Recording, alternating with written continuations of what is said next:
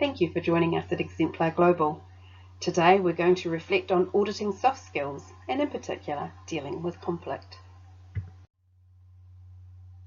Before we start, it's worth taking a moment to consider why there might be conflict. Typically speaking, when you have two different people, you're going to have different perceptions about what's going on or what's being heard.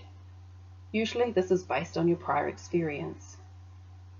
Also, there can be emotions, particularly anxiety-driven in an audit situation, often fueled by imagined outcomes based on audit findings. Because no two people have exactly the same experience, there's always some risk of conflict arising. Taking a moment to consider triggers for conflict. Based on those perceptions and emotions, the most obvious one is a disagreement about evidence that is being presented. It may be fueled by an anxiety regarding the consequences of audit findings that are not favourable. It may just simply be a clash in personality between an auditor and an auditee, or between two departments that are being audited. From time to time, it may be frustration about the audit process itself, and it may be that something happens, a surprise, during the exit meeting that was not anticipated. Another reason for conflict is a perceived bias, where an auditee feels that the auditor is not being independent or that they have treated them in some way with disrespect.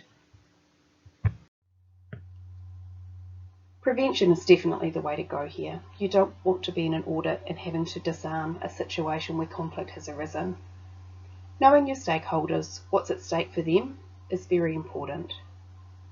Being very precise in your language and ensuring that either when you speak or in your written reports that you're very particular about what are the facts that you have seen. Building rapport throughout the audit, asking questions, getting to know people, making sure they feel relaxed with you and that trust and mutual respect is apparent. Patience and flexibility are always required during an audit. Because of their nerves, sometimes auditees just don't quite understand what you're asking, or may take a little longer to find evidence than you would like. Be patient. If you're sticking to the facts and objective evidence, demonstrating active listening, and an auditee can see that you're acting in a way that is fair and unbiased, there's much less risk of conflict arising. If conflict does arise, there's some keys to resolving it. Here's one formula. Remain professional and respectful. Focus on the facts and the verifiable evidence. But at the same time, it's important that you are open and actively hearing the concerns that are being raised. If necessary, gather more information. It is important, however, to focus on what can be agreed to, rather than focusing on what can't or trying to defend your position if further evidence then demonstrates that the interpretation has been incorrect. The aim here is to articulate unbiased and verifiable data.